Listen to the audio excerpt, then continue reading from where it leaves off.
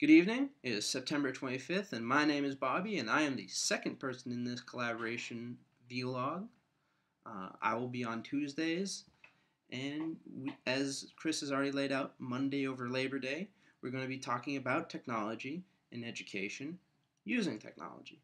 And in this case, as you can already tell, it's going to be a video format, and you'll get to see me every week, for better or for worse. So, as Chris has posed in the first video, what is our favorite technology? And for me, my favorite technology to watch develop was wireless technology. And for me, this was really important to see because my dad was involved in computers from the very beginning. And I remember when we got a second computer, when we were trying to get it on the internet, it was in a different part of the house, we couldn't plug it in. So we had a switch. We ran wires all over the house to make sure it had access. So it'd be like this old house. It's just a wire hanging around in one room. And that is how it was. And I remember when wireless technology and Wi-Fi started to hit the field, that I remember saying to myself, how is this ever going to supplant the wire, the cable? How will it ever be faster? Even though it is not faster, it has supplanted most people's means of getting to the internet. Most people have laptops. This is being recorded on a laptop. And yet, we all sacrificed having faster speeds for being able to wander around the house with the computer with absolutely no wires attached to it. That was a comfort. And that was an interesting development that I did not see ever taking hold. And it's kind of an interesting thing to see. Wi-Fi technology has become even more ubiquitous with the cell phone. It has a data plan with a wireless provider, wireless right there in the name, and that gives me access to the internet on this. Further, this is being a smartphone, I have access to Wi-Fi, so I can have this hooked up to the router and then room next door.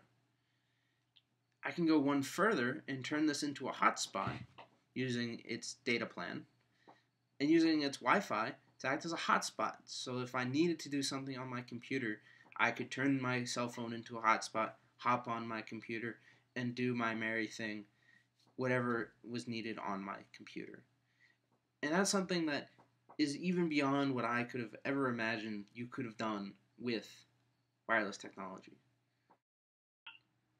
With this wireless technology, it's gotten into research labs and doing work in chemistry labs. There are various machines that are in chemistry labs that help the scientist or the chemist get data that is relevant to their work. Gas chromatograms, mass spectrometers, nuclear magnetic resonance, NMR, and even automated column chromatography machines.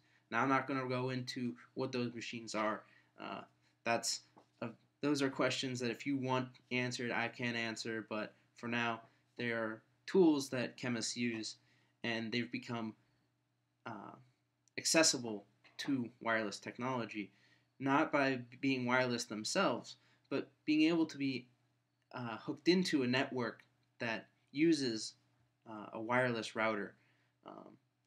Because of that, you can then access these machines from wherever you are in the lab, wherever your spot is, where your computer is, and then you can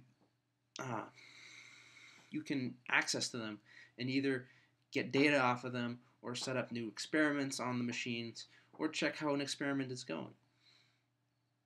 It's not a direct use, but it is definitely something that has impacted and is influencing and making scientists' lives simpler in the respect of getting data on one machine. And that is something that I did not see happening in labs very frequently or taking hold as quickly as it is. So that's where I'm coming from with wireless technology, how it's affected me in my personal life, as well as how it's affecting the field that I'm coming from and know very well. That's all I have for tonight. Have a good night, and I'll see you guys next week.